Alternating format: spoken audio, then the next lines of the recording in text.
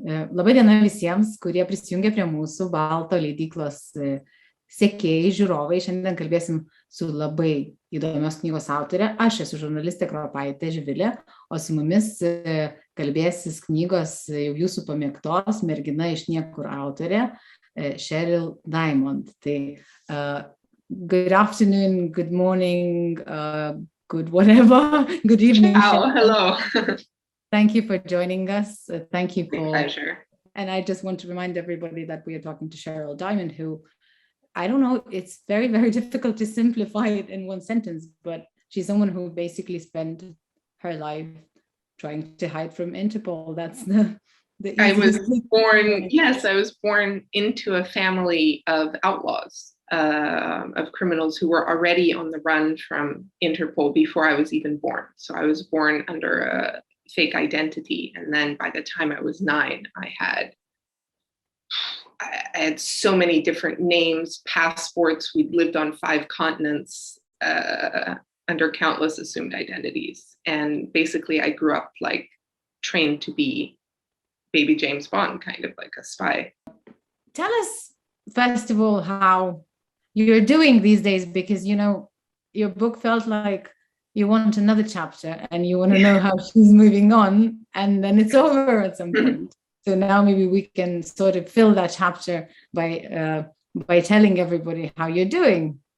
Exactly. Well, I think the book came out last year in America, and that's where it was published first. And that last year was huge for me, I think, because it was the first time that my story, the truth, was out there everywhere for people to read. And it went from being something only a few very, very close friends, only a handful of people knew, to being something that was global. It was also in other countries. And so I'll be very honest, it was wonderful, and I'm very grateful. It was also difficult because I was doing about 4 interviews a day, every day. National media or mainly English? It was American media and German. It was published first in America, and then it went to Germany after that. It was translated.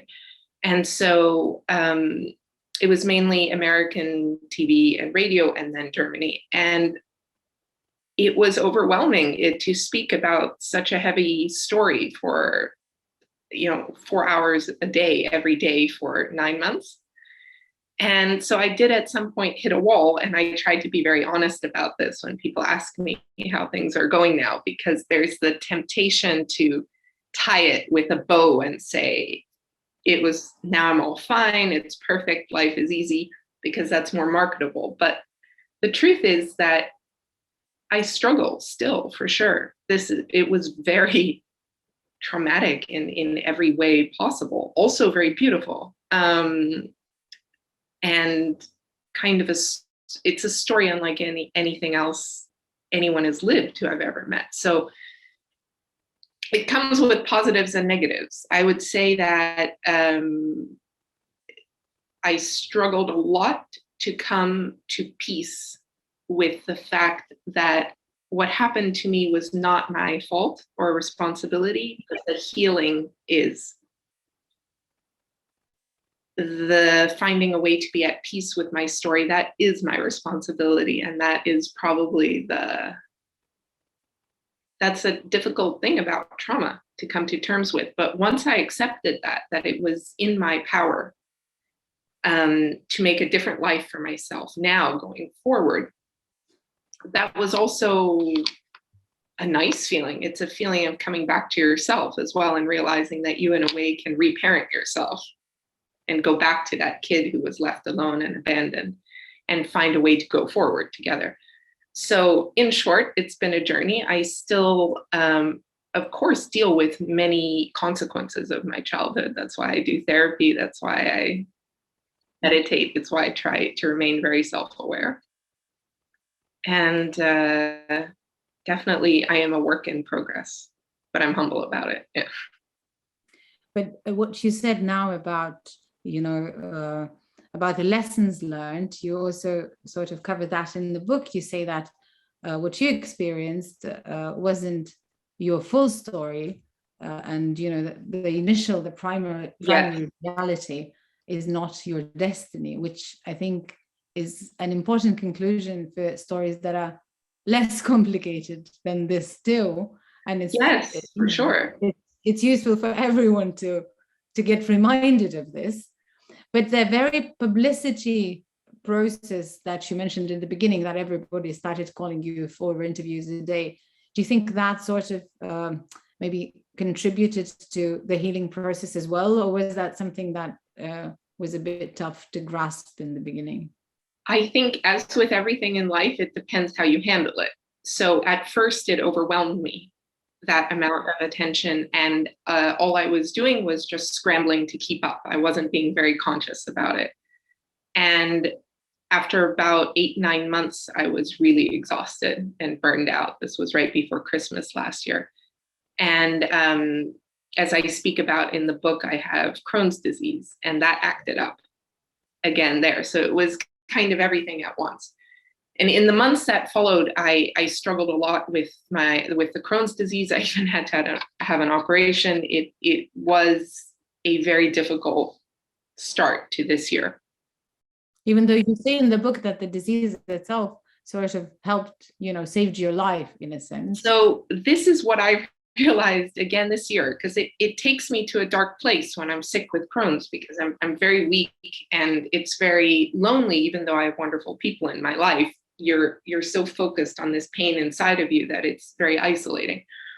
And I think anyone who suffers from chronic pain knows.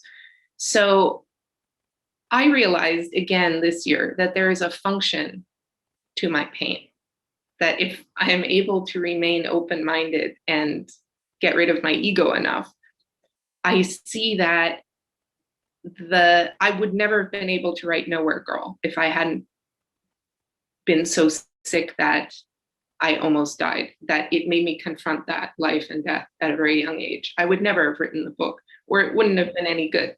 And I know that. And so I really, because I used to have a whole book of what ifs. Like, what if I had done this differently? What if, would it have been easier? Would, it have been better for my mother? All these things. And this year I really confronted that. And I said, all right, what if I never got sick? What if I didn't have those 10 years of pain? And I realized that I wouldn't like myself as much as a person. I really wouldn't, because it taught me tremendous humility. It really took me down to the bottom, and empathy. And it made me also find a way to forgive, in a sense. And I say in my book that I don't forgive or not forgive my family. I just realized it had nothing to do with me. And that level of acceptance is something that can only come from great pain, because you have to choose between, do you want to live? And for me, the only way to live was without that kind of anger, or dealing with it in a different way and acknowledging it. So I do have to say again that these difficult experiences, people often say, oh, you went through a trauma that made you stronger. And that can be very hard for somebody to hear who experienced trauma, because it's like, why did I deserve that? I didn't ask to be made this strong, right? And I have a different view. I don't think trauma makes you stronger. I think the trauma makes you recognize the strength you have inside of you. And if that didn't happen, true, you may go through your whole life and not know that you have that capability, or that you have that empathy, or that you could connect on a much deeper level to other people. So that is it. And I think that's an important distinction for survivors to make.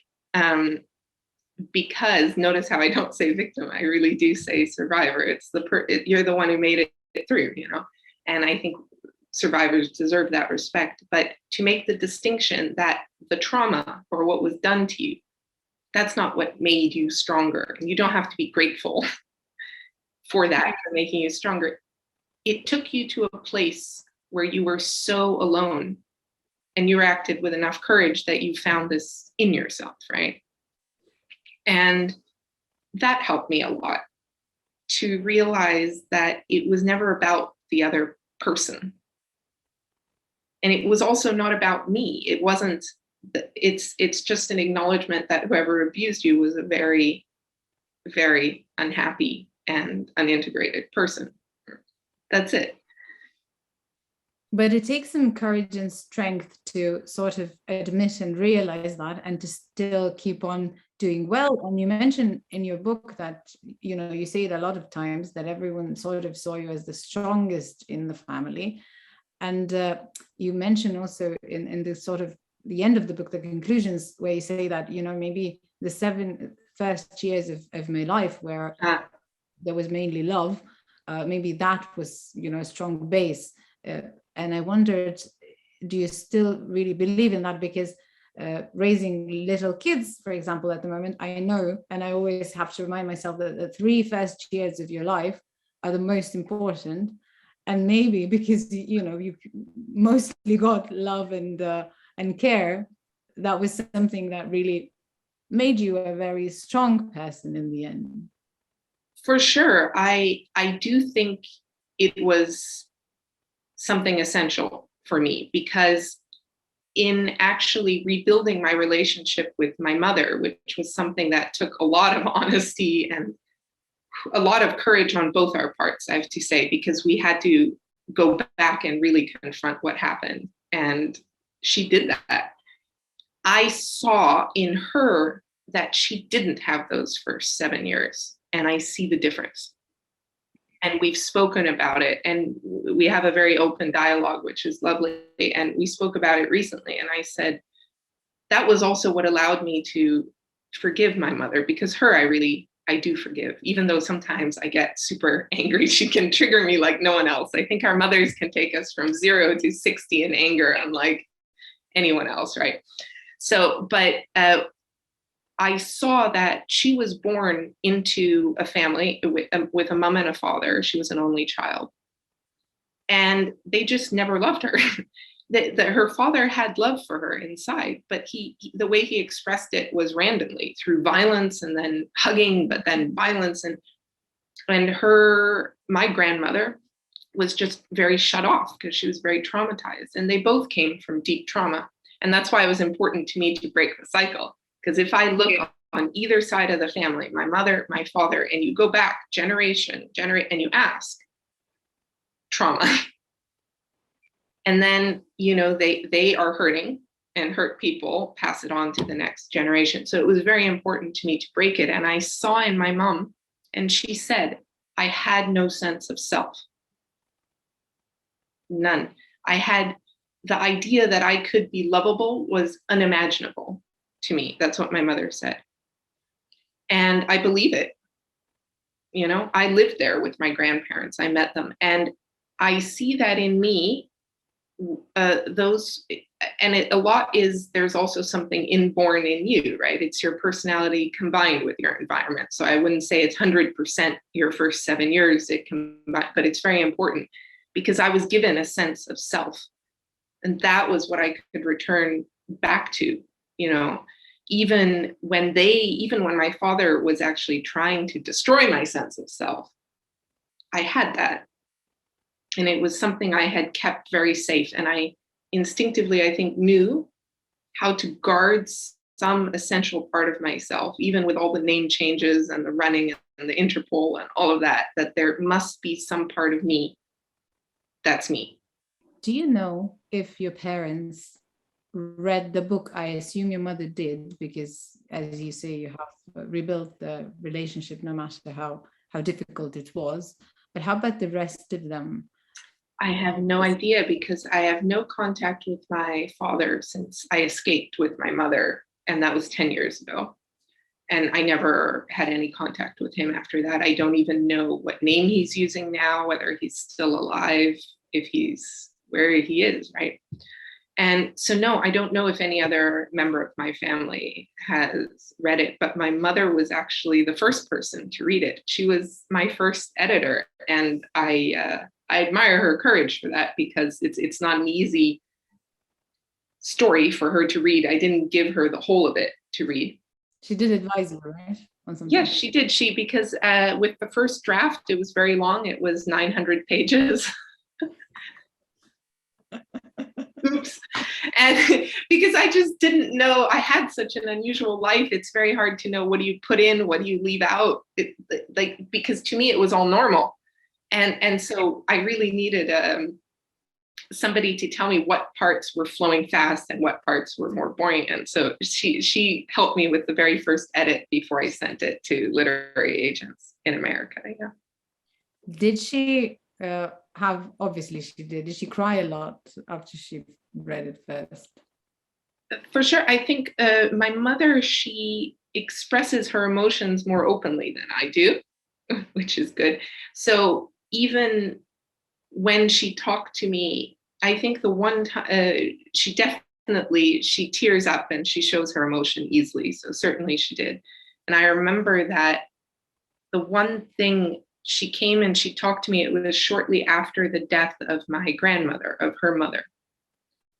And she had seen her 1 week before she died. And my grandmother said, "I love you," to my mother for the first time at the age of 102. And I said, "Well, she didn't make you wait long, did she?" And we were laughing. We were outside the funeral home. We were smiling and just reminiscing. And I said, "Well, though, I think that's really cool that 102, she had enough mental flexibility and humility to finally say that, because I saw my mother's face and how much that just healed her." It was something she had needed to hear for 74 years, right? And my mom said, "It's because of your book." And I was like, because I'd never told my grandparents I wrote this book. They never knew. And she says, "No, it's because I behave differently." That's what my mother said. She says, "I behave differently with them because you clean that story up and you put it in the light, right? And so it doesn't feel so heavy." And it's true that their relationship, even with them not knowing about the book, changed. And mine with them very much too. But your relationship with your grandparents changed when you wrote this letter, right? To your Yes.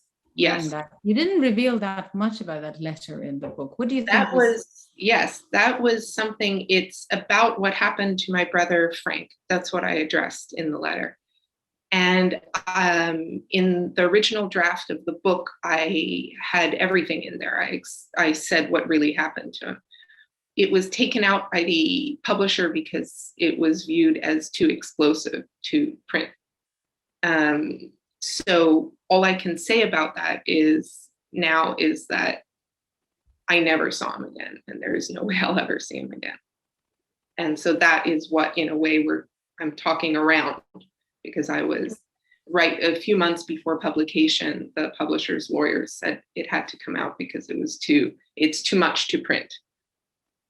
But the granddad found out the real story then in the letter? Because I wrote that letter. Exactly, yes. I wrote the truth in the letter to my grandfather, and it was the whole story in my book. And it was only right before publication, I think even six months or something before that, because my whole publisher was on my side and wanted to tell the whole story. It was just legally, it was deemed too much for print. So I had to write it in a way that implies rather than says. Talking about the very book, you have said that it took you 10 years to write it. And I just wondered, when did it all begin? Were you like scribbling some notes and then sometimes you would have to get rid of your stuff and then lose them again? How did it all look logistically? Good question. It began at probably the darkest point in my life. It was when I was experiencing a really dark depression for the first time. I was 24 and I had just taken my mother and escaped my father, and we had gone to Luxembourg and from America, because I was living in New York and working there. And so I went from New York to this tiny country where I didn't know anyone. I didn't speak the language, and I had to live with my grandparents who'd spent their whole lives trying to hunt us down. So it was, and they at the beginning hated me just because I looked like my father. I don't look like the rest of the family. And so just because of that, I was already really just ostracized, and I felt very apart.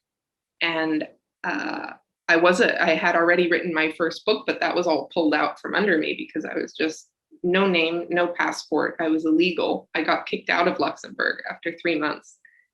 And they're just like, well, you don't belong to any country, so get out. And it took a 6-year court case that went to the Supreme Court in Luxembourg to even prove that I exist. And we had to do a DNA test with my mother and all of this.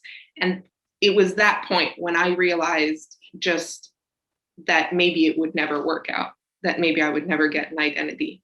And I already saw it was going to be a very long road. And my health was so bad. I was bleeding internally. And I'm like, I don't know if I'm able to survive. And I thought, I'm going to write the truth before I go. And that's how it started. It was that I wanted to write it before I died.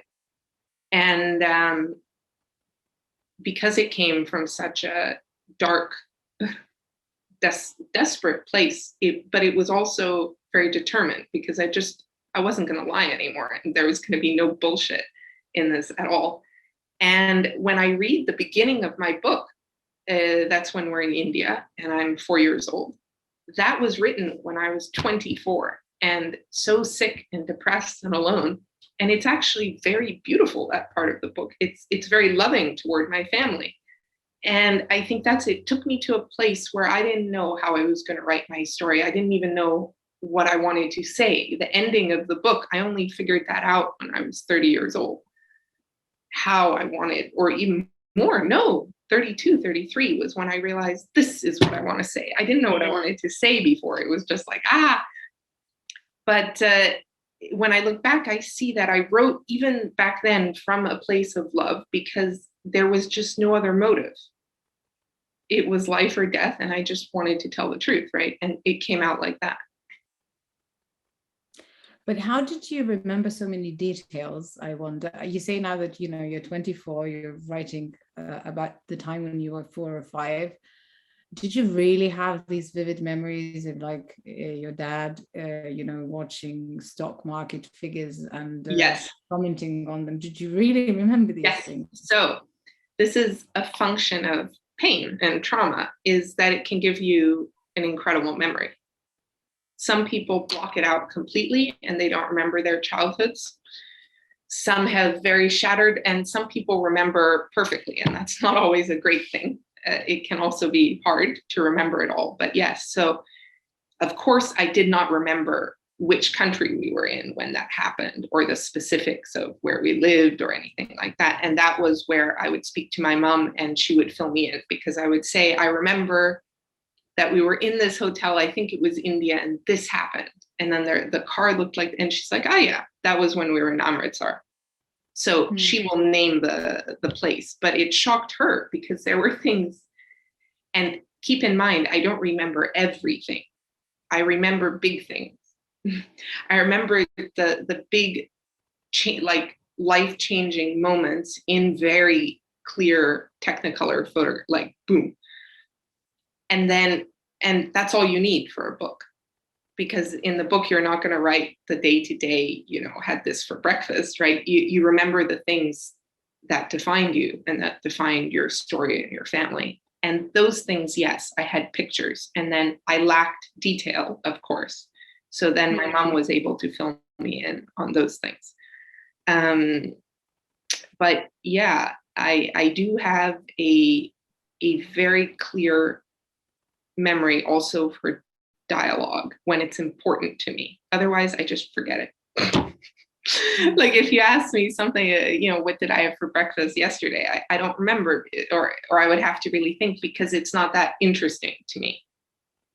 It's something that happened, but it happens every day. I go to my local cafe and I have some. It's not wow, right?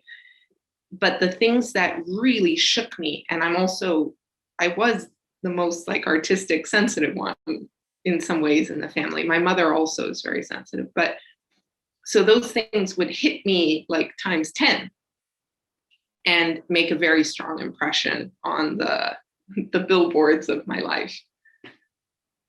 How do you see travel or other countries in general today? Because you got to experience so many. And I remember the episode very well where you say about Romania that, poor countries often have something that sort of compensates for for the lack of wealth, like landscape, good weather, friendly people, whatever. In this particular part of Romania, it felt like they had nothing. And I just wondered now, when you think about, traveling or other countries, do you feel hatred, and do you just want to, you just want to stay in one location because that's something that is stable for now, and you don't want to, be interested in whatever is going on in the world? Or because you have been to so many and you have lived in so many, you just have a very broad view of everything and you are interested in the world affairs, let's say? I would say that I'm not up to date on the news. So if you ask me what's going on with the economy in Germany, I won't be able to tell you. But very open-minded, yes, it had that consequence on me. I think there was a period in my life where, because of everything that happened to me, I was very scared and closed off, especially as a teenager and in my 20s. But that was because I feared people would hurt me, because I'd been hurt by everyone in my family, right? I have, and what saved me, one of the characteristics that really helped me is that I'm extremely curious. I really like people. Like, I want to know, I really wanted to connect. And part of the reason that I got so sick was because it's not natural for me to be isolated and disconnected from other humans. It's just not, well, it isn't natural for anyone. It was very, very painful for me, deeply. And so there was this, after I escaped my father, and then I started writing the book at 24, 25, 26, I went to Berlin. And that was where I made my first little group of friends, and we're still close. And even though now I live in Italy, and I realized how much, more than any medicine, more than any doctor, that they saved my life, them and the friends I made thereafter, who, now live in all, and some of us we now live in different places. It doesn't matter. They gave me the foundation for what I have now and the life I have now. So very open-minded towards people. They can do whatever they want as long as no one's hurting each other. I'm very like hippie like that. Everyone must do what they feel free in themselves. And as far as travel, I very much like having my home here in Rome and my little neighborhood and my friends and everything. I'm not so into traveling. I enjoy it, but in moderation, I would say. I enjoy it, and then I enjoy coming home. Yeah. Talking about other positive aspects of this very traumatic and, unusual and extraordinary life that you had, I really also remember this episode about Israel and Israel border control, where you said, it's probably the toughest check you ever, the most advanced system of border controls. And then we're going to do it with fake passports, cultural heritage, fake legend, and some charm. But you say in your book, if you're going to do something, do it, with courage and boldly, and just be courageous. And I think, that's a good lesson for everybody, especially in these times of virtual illusions on social networks. Yes. Is that how you feel now too? You think maybe you have an idea, or you want to do something, and then you just think, I'm just going to do it boldly, and I'm not going to think about whatever anyone else thinks. Did that have an effect like that or not? Yes, I certainly learned from my father. He had another saying where he would always say, waste a dime. And that's an old-fashioned American saying, which means it used to cost 10 cents to make a phone call. So he would say, waste the 10 cents. And what he meant by that, and that affected me a lot in my life, was call people, ask. And that's how I sold my first book. I was 16 years old when I started writing with no training. I'd never been to school. I knew nothing. Never been to school in my entire life. And I didn't have any connections in New York, but I would call literary agents, and I just had a list, and I kept calling until somebody would talk to me. And then I would just shamelessly try. And from a place of confidence that I sometimes didn't really have, but I knew that I had to have that if I was going to get out of being poor and alone and everything in New York. And so for certain, I internalized that. And though I took it too far, and I think if you look at high achievers all over the world, I think you will find that a lot of high achievers come from childhoods where they felt like they were not enough. And that's a fact that very few people talk about. But if I look even in my own life at the people I know who have done extraordinary things, or they have had a lot to work through. They were often, when they were little, made to feel like whatever they did would never quite be enough to earn love.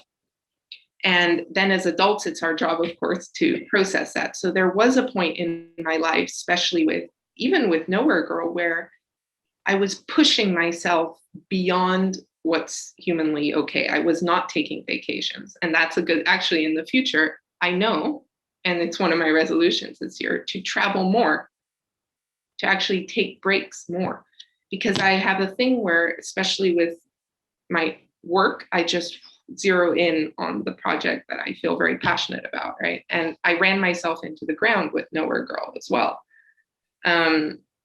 So I would say that, yes, it helped me tremendously to succeed, that teaching of my father, go big, go for the moon, waste the dime, call people, ask, be in motion. But then there's a time when you've got to be the parent to yourself. And I realize now that I will always make bold decisions. Yes, because I believe in that. But I will also learn to slow down, and that if it doesn't work, that's fine. And I think that's the big lesson for me. It's not, for me, the challenge and the courage is not the going big and being successful, because that's what I was trained to do. And I think a lot of us were trained to be success machines. The courage for me is in the allowing myself to fail and being okay with that. For me, it takes a lot of bravery to ask for help, way more than it would be to do something huge on my own, is to ask somebody for help. And now that's my challenge in my life, is like the reversal, the being vulnerable and being able to not be perfect, or not pretend to be perfect, obviously. That's my lesson. That's my go big. That's my go big now. How about love songs? Basically, I'm just quoting the little bits, that I really, really like the most. And I love that, though. I really love your questions. Thank you. No, I really like it. You've clearly understood the book deeply. Thank you. But do you remember when you said that if there is a guy and, he's saying, it hurts in a song, you're like, he should just change the city, or maybe change the identity and stop dwelling on those feelings. Yes. What's your relationship with love songs now? Exactly. I mean, I was 10 years old when I had that thought, so I wasn't very experienced in the love song genre, but that was how I looked at it at that age, how I'd also been trained to look at it, because that was my reaction. I was like, there was a man singing a love song. And I was like, well, if you're so about being heartbroken, I'm like, well, if you're so upset, pull yourself together, buddy. Get a fake passport, leave town, start over. Someone new. I mean, I don't understand why you're so upset. And you wrote a whole song, sob about this, because this is how I'd been raised, with zero sympathy for emotions. I wasn't allowed to have emotions, which is why that's the challenge is showing that now, right? So I stayed in that mode of operating for quite a long time as self-protection, because even then at 10, I'm a big softie inside. I am a very emotional person and very full of love. So already you can see at 10 years old, I had already figured out a way of putting a very big wall up, because that's a defense mechanism, that way of talking. That's not my natural, that wasn't my personality when I was a kid, little. And so there you see already I was responding to the trauma, by putting up walls and barriers and finding a way to keep myself, because I had already experienced sexual abuse by that point, starting when I was 9. So I, boom, had it up. And it was a process. And that actually, I like the question, because I would say one of the biggest challenges for me was learning to trust men in a romantic sense. And that was a process that began in Berlin when I was 25 with my first male friendships.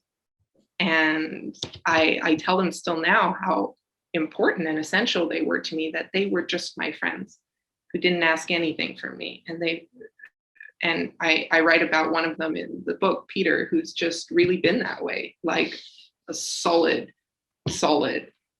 brother person in my life. And so that was where I started rebuilding a trust with men. And then, because I actually, even though I was harmed very much by my father and my brother, I like men a lot, and I have a natural affinity, and we get along very well. I have a tomboy side to me, so we get along well as friends. And that was the first step, was building friendships. And then it was romance. And that one sent all my triggers off. I remember with my first real relationship that I was like, oh my God, I've got healing to do. And I saw that. Tom, or was that someone else? Because I also remember the Tom guy who left the city in 3 weeks, and you were like, oh my God, someone is leaving earlier than I am. I was impressed with his ability to escape before me. No, actually, what was lovely is also because of the book, we reconnected, and we're friends now. So no, the romance with him never continued. That was with someone else, but we're good friends, and it's nice to have him in Rome. But no, that was with someone else, and I remember what it really made me realize is that I was choosing people based on my childhood. And that was a big, scary moment for me to realize. I mean, I never chose someone who was abusive or was disrespectful to me at all. So that was lucky. I had done enough work by then, I guess. But I saw that I chose people who were emotionally unavailable in some way, who worshiped me like my father did or seemed to, but they're not really there, right? And so after the first relationship, I took like a break from dating for a year and did a lot of thinking and reading, and just tried to start getting curious about it. And that there it is. Curiosity is a big healer, like curiosity and being able to laugh at yourself, because I was like, wow.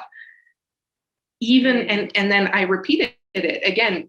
And with that said, I'm very happy for those relationships, because I see how they were good, they were fine people, and I needed it to grow. I wouldn't have realized these things if I didn't see it in front of me in reality. And I think romantic relationships, even more than friendships, are our mirror. They reflect back to us what we still need to work on, or places, even better, like places we can grow. That's what romantic relationships show us, because they bring out a level of vulnerability that friendships don't access in that way. They trigger us in a way that friendships are essential, because they bring us comfort, support, and the ability to grow with people you know you're in this together for the long run. Romantic relationships, I find very much a reflection of the places we can still grow. Yeah. And so and now I see that my relationships are much calmer. There's none of the confusion that I had before. It's just everything is more peaceful, because it makes sense to me. And I see that I attract now nice people into my life.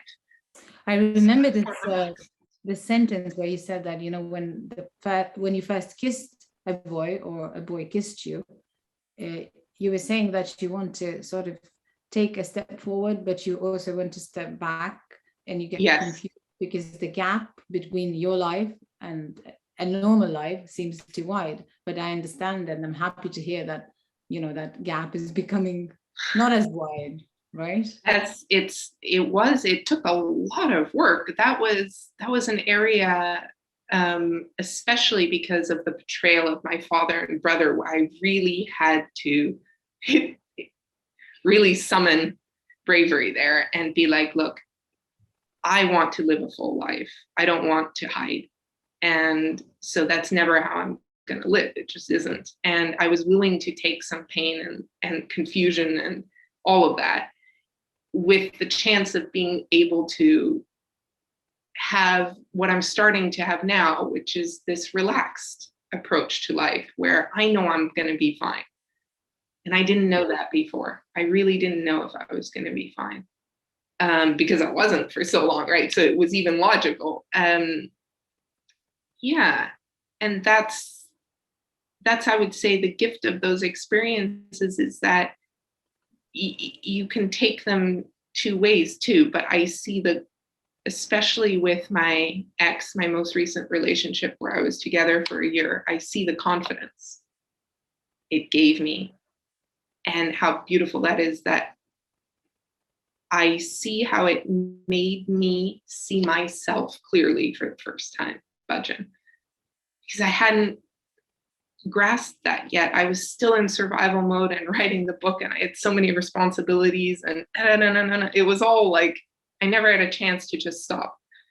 And I did a bit after the book was published last year, and he had also really helped me see, oh, I did that. Like, that was really, there were so many other ways I could have written the book. There were so many other ways I could have lived my story. And the fact that I did it the way I did, without trying to, take my family down and say, oh, you were so horrible to me, that I tried at least to understand. And that I was a really cool kid. I was a brave little kid. And I felt that pride for the first time. And that was the start of me coming home to myself. Yeah. So you're no longer a girl from nowhere, a nowhere girl. No, I would say I'm a now here girl.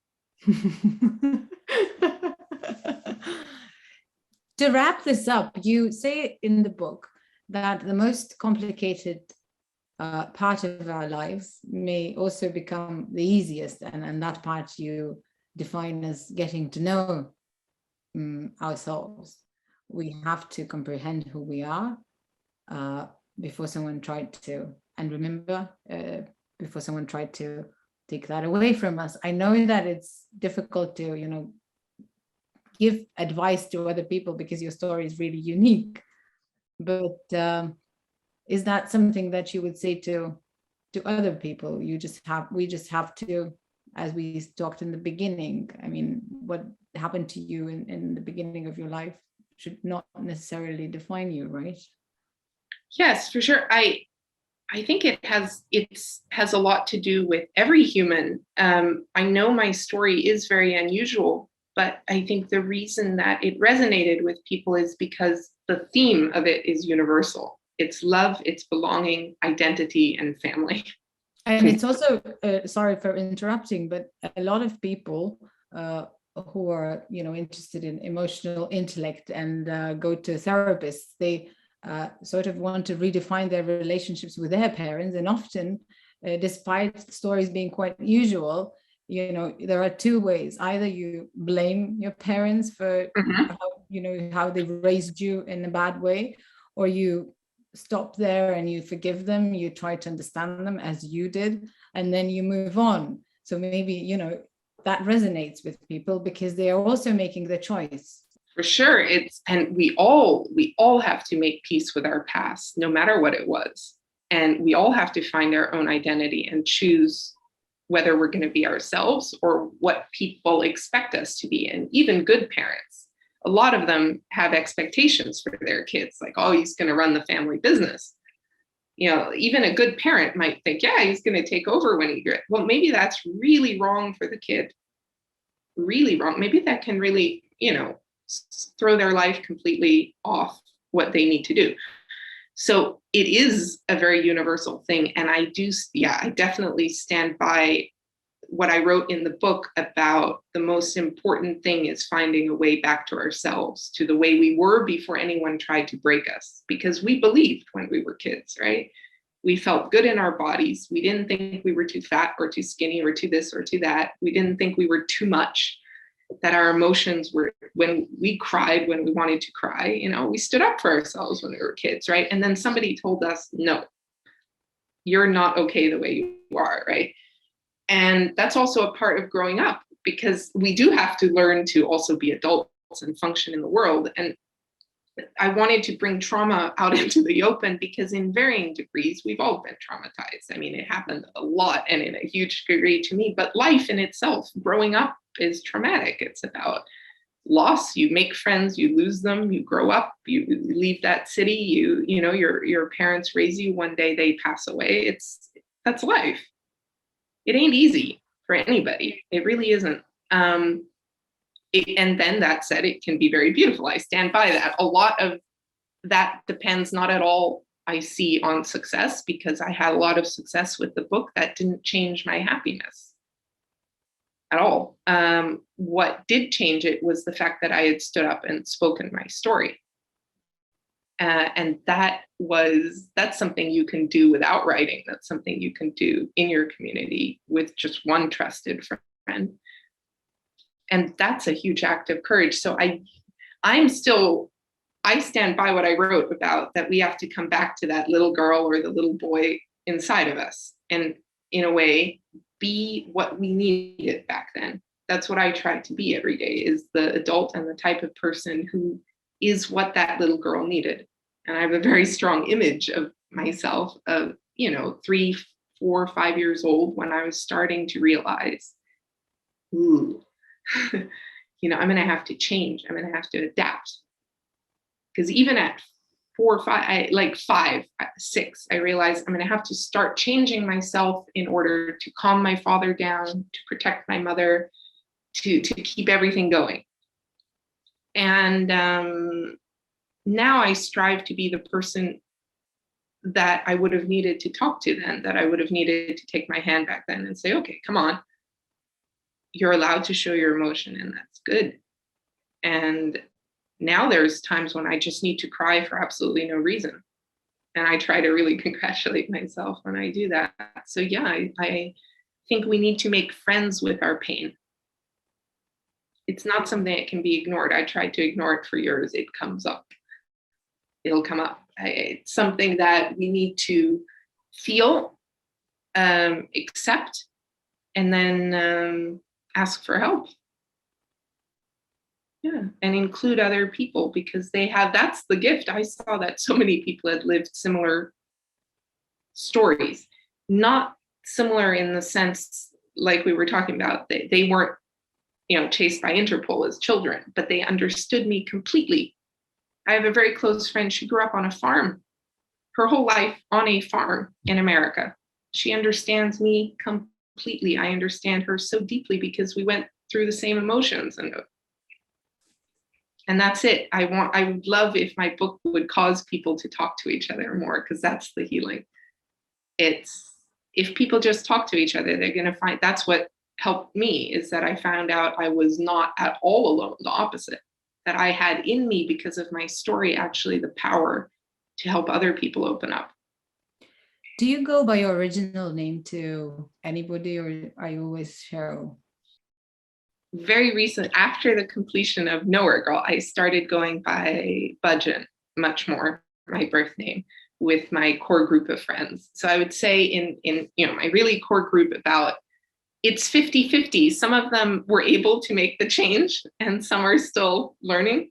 I mean, Cheryl or Sherry also feels like a nickname to me, so it's not so removed from me. But yeah, I do with my very close friends. I prefer Budgeon for sure now. Thank you so very much for sharing this with us. It was really beautiful. And thank you so much for understanding my book. And I see how much thought and love you put into the questions. It's really, I enjoy it. And I will follow your life now, and I will, from time to time, I will Google you. And just to make follow me on Instagram. We'll be Instagram friends.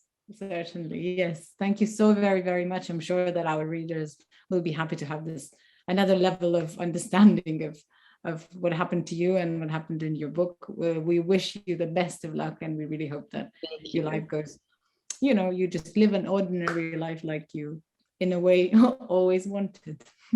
Yes, exactly. Thank you so much. Talk to you some other time. Bye. For sure. Bye.